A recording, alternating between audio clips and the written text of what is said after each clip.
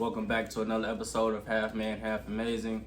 Today I will be breaking down the movie Air, starring Ben Affleck, Matt Damon, Viola Davis, and Chris Tucker.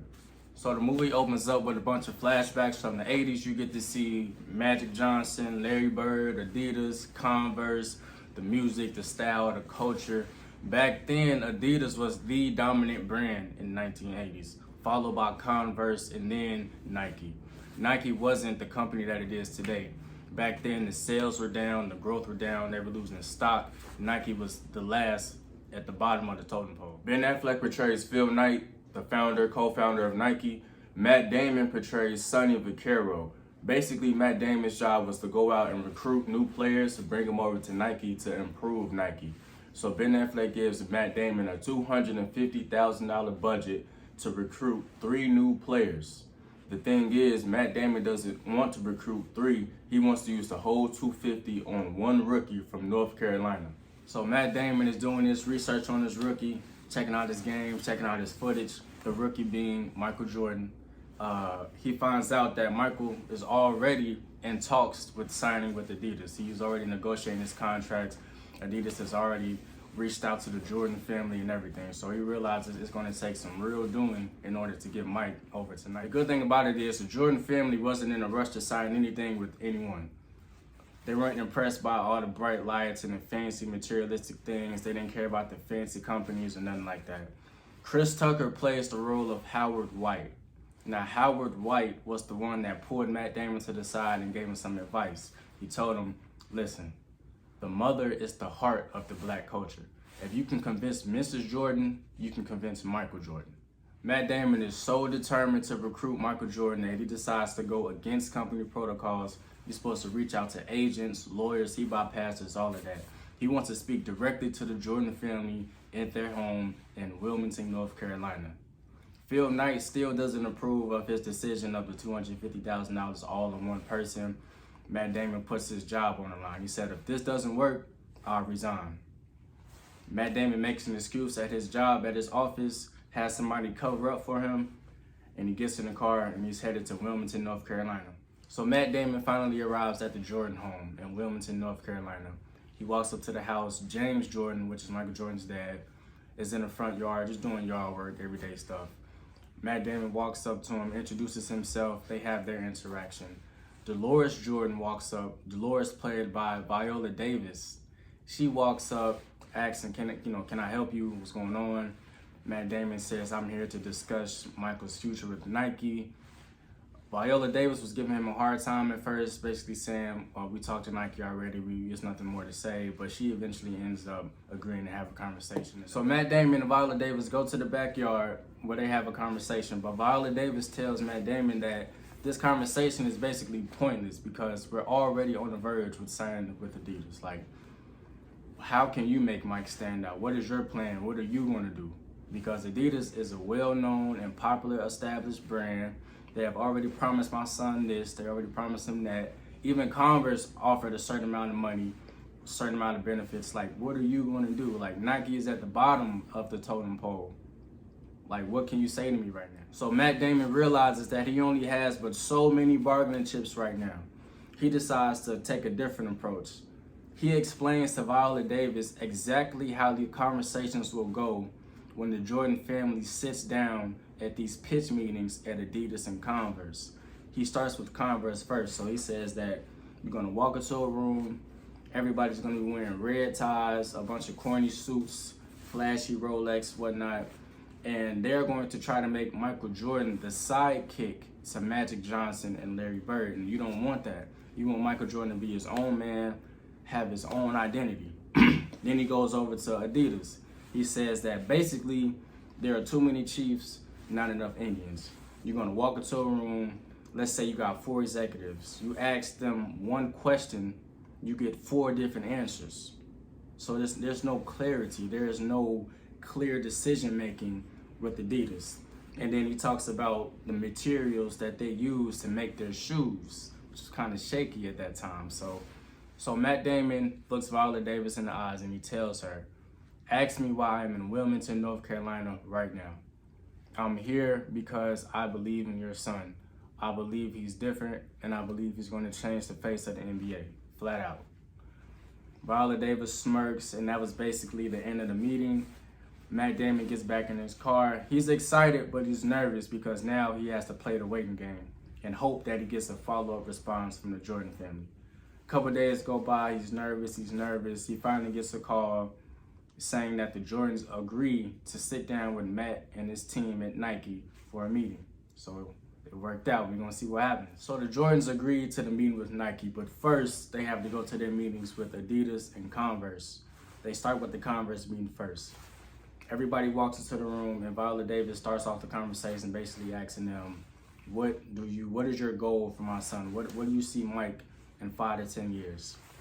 And they start saying how we want Mike to be the next Magic Johnson. We want Mike to be the next Larry Bird. We see him as being this and that. Viola takes a second to look at everybody in the room. She sees the red ties. She sees the suits. She sees the Rolexes. And she smirks. Because it's funny that Matt Damon was actually right. It's going exactly how he described it would. So now it's time for the Adidas meeting. Everybody walks into the room, and it's just like how Matt Damon said it would be. Got 4 execs that walk into the room. Viola Davis asks them one question. Each exec gives a different answer. You can tell there's discrepancy in the responses that they give. There's no clear-cut answers. It's too indecisive. Again, she smirks again, looks at her family, basically like, okay, it's time to go. This is going exactly how Matt Damon said it would. So Matt Damon starts preparing for his meeting with the Jordan family. He decides that he needs to go down to the engineer, grab him. He goes and tells him, I need you to make the most beautiful shoe known to mankind. And I need it fast, like very, very fast. Matt Damon and the engineer locked themselves in the office the whole weekend, the entire weekend, working on this shoe. So the weekend is coming to an end, and they have a prototype of this shoe. Now, they call it the Air Soul. But Matt Damon is like, man, we need to market to the mass audience. We need that X factor. We need that extra push to make it exciting. And Matt Damon and the engineer basically coined the term Air Jordan. So they coined the term Air Jordan, and they create the Chicago ones.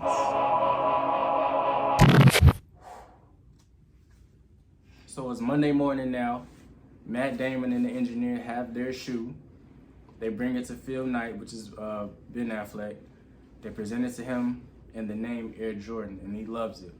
So now Phil Knight is on board 100%. Ben Affleck is on board 100%.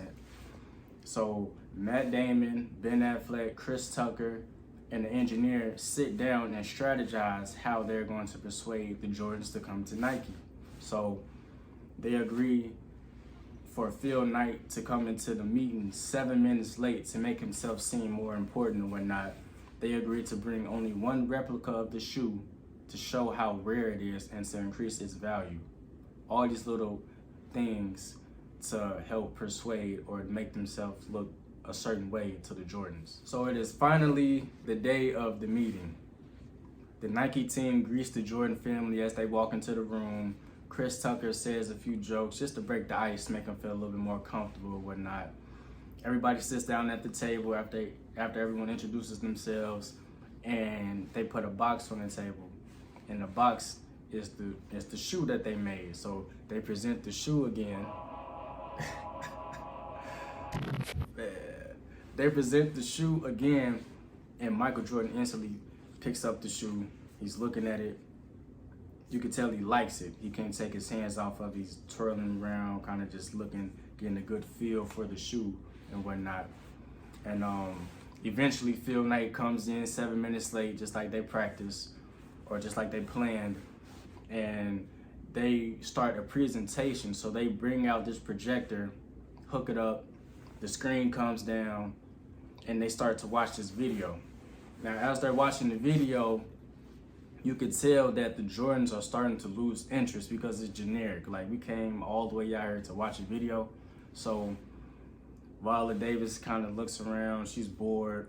Matt Damon sees that, and he walks up and cuts off the projector. His team's like, man, what are you doing? Like, why'd you just do that? You know, So Matt Damon realizes that that presentation is not working. Y'all about to lose everything that you worked hard for. He stops everything. He looks Michael Jordan right in the eyes and he starts this speech, this real intense, inspirational speech.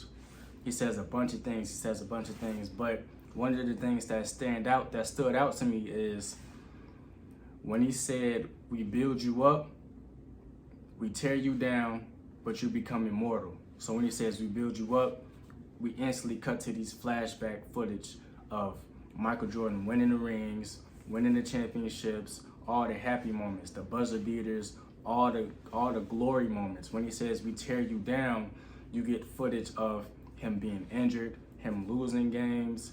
You see the media all in his personal business as far as his divorce.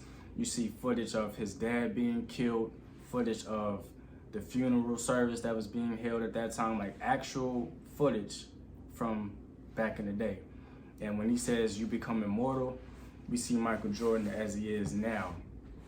A legend, a champion, you see all the rings, and it's a real intense moment because of how they incorporated the flashback scenes. That was really cool to me. I really like that. Matt Damon ends his speech saying that a shoe is just a shoe until the right person steps in it. That's what gives it meaning. So after the speech, the Jordans are pretty much at a standstill. They're thinking to themselves. You could tell that they're just thinking about the vision that was just sold to them by Matt Damon. Everyone says their goodbyes, thank you for coming. And Michael Jordan gets up and he walks away. But before he fully walks away, he goes back to the table, picks the shoe up again, holds it in his hand, kind of just shakes his head, okay, I think I like this. So the Jordans leave out the room and the door closes and the team is real confident because Matt Damon's speech was very, very impactful. It was a great speech. It really was a good speech. And they were just giving him his props on basically saving the day because that projector screen, the video, that presentation wasn't going to do it. So a couple days go by. They're still waiting to hear from the Jordans. Matt Damon gets a call from Howard White, which is Chris Tucker. He gets a call from him saying that Adidas has matched their offer and even threw in a brand new shiny red Mercedes. So Matt Damon is broken because it's like, man, that meeting was his last chance. That was all he had. He put all his chips on the table with that meeting, and Adidas just came and basically just stepped on everything. So a couple more days go by, and Matt Damon finally receives a phone call. Picks up the phone, and it's Viola Davis. She chose to bypass speaking to the lawyers and the agents. She wanted to speak to Matt Damon directly on the phone to tell him that Michael Jordan will accept your $250,000 offer, but her terms are that Michael Jordan will receive a percentage of revenue for each Nike shoe that is sold, but not all Nike shoes, just the ones with his name on it. That's important. That matters. So Matt Damon is, giving pushback, not nothing personal, it's just that Nike has never done anything like that before. Viola Davis knows her son's worth though. She says that it won't be the NBA promoting my son, it'll be my son promoting the NBA. And she was right. Michael Jordan sold out stadiums like he was a rock star. Michael Jordan made the NBA known across the world, not just the United States. And she ends the conversation saying that a shoe is just a shoe until my son steps into it. So Matt Damon gets off the phone with Viola Davis. He goes to Phil Knight, Ben Affleck, and he discusses the terms. He tells him what Viola Davis says, like, man, she wants a percentage of revenue. She's serious. She's not playing. And if we don't play ball, they'll easily just go sign with Adidas. They're already on the verge of signing with them anyway. So what we gonna do? Ben Affleck basically just says, if he is the person that you believe he's going to be, then do it. Sign it. Make the deal. Let's make it happen. But Matt Damon calls Viola Davis back saying that Nike agrees to the terms of her conditions, and it's a big celebration because Michael Jordan has officially signed on to Nike. So after that, Ben Affleck and Matt Damon go into Ben Affleck's office. Matt Damon is pretty much just happy. He's chilling in his chair in the office, whatever. And he's just thinking to himself like, man, this is the beginning of something new. Like, I wonder how many other athletes are going to want a revenue percentage and equity into the likeness of their brand. You know, you can't just make all this money on this athlete and not expect for them to want a piece of that money. And it's funny because that's how the world is today. Like all these shoe brands, all these shoe endorsements, LeBron James, Kobe Bryant, Kyrie Irving, all of that stuff started with Michael Jordan. One thing I liked about this movie is the fact that they didn't show Michael Jordan's face at all throughout the entire movie.